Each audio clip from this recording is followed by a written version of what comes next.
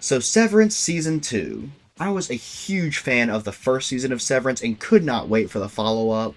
Season 1 ended on a massive cliffhanger, and I was so excited to see how that cliffhanger would be followed up. So was Season 2 a worthy follow-up to Season 1? Let's find out. Also, because this season's been out for a while, I'm going to be spoiling both seasons of Severance pretty thoroughly. And also, please forgive me if this video looks kinda off. I'm trying something new with my lighting setup, and I'm still not sure if it's going to work yet. Without further ado, let's get into the good. As in the first season, the filmmaking is incredible. The cinematography, editing, and directing are some of the best I've ever seen. Each shot is filmed in such an intentional and decisive way that creates a sense of uncanny and uncertainty. The performances this season remain incredible also. Adam Scott proves that he is a very talented dramatic actor and does a great job showing the difference between any mark and outie mark.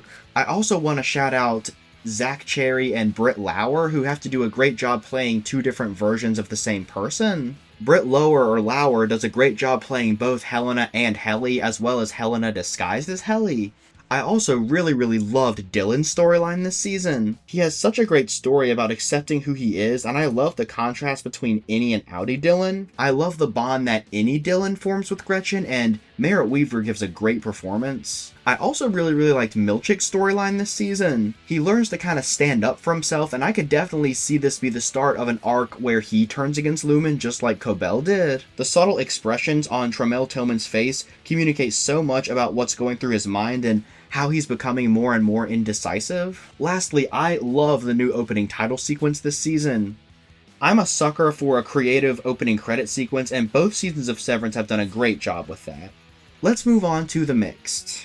While I do like that this season answers some of the questions we had after Season 1, I wish that we had gotten a few more answers. I didn't quite understand how the numbers in the files coincided with a person's memories. I also wish we got some more explanation on why Lumon chose Gemma to experiment on and why they went through the hassle of faking her death. I also thought that Cobell's storyline about turning against Lumon was a little bit rushed. She spent her whole life basically worshipping that company, and yet she does a 180 into trying to take them down, all because they don't give her her job back. Now let's move on to the bad. My biggest criticism of this season is that I wish it just had a little bit more forward momentum. At the start of the season, it seems like the main goal of this season is going to be locating Gemma/Miss Casey and freeing her from Lumon.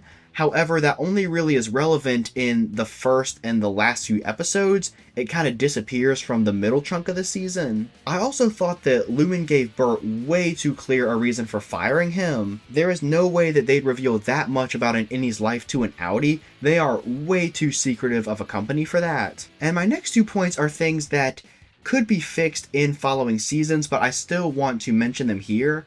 First is, I wish we got a little bit more closure with the Ragabi character. Her character just kind of disappears part of the way through the season and isn't mentioned again. And next, I want to mention the subplot about Lumon wanting Ricken to write a book for Innies. It's introduced and then followed up on, but never really concluded. Hopefully, if we get more seasons of this show, they will follow up on those plot lines, but I still wanted to mention them here. So overall, this season is still good, but I don't think it's quite as good as Season 1. It continues the character arcs very well, answers some questions, and continues to create a sense of atmosphere and mystique. However, it does drag a little bit in the middle. I'm going to give this season a positive review.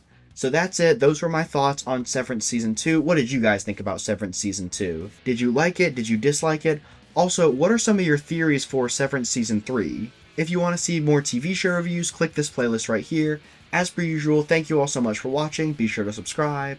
Bye.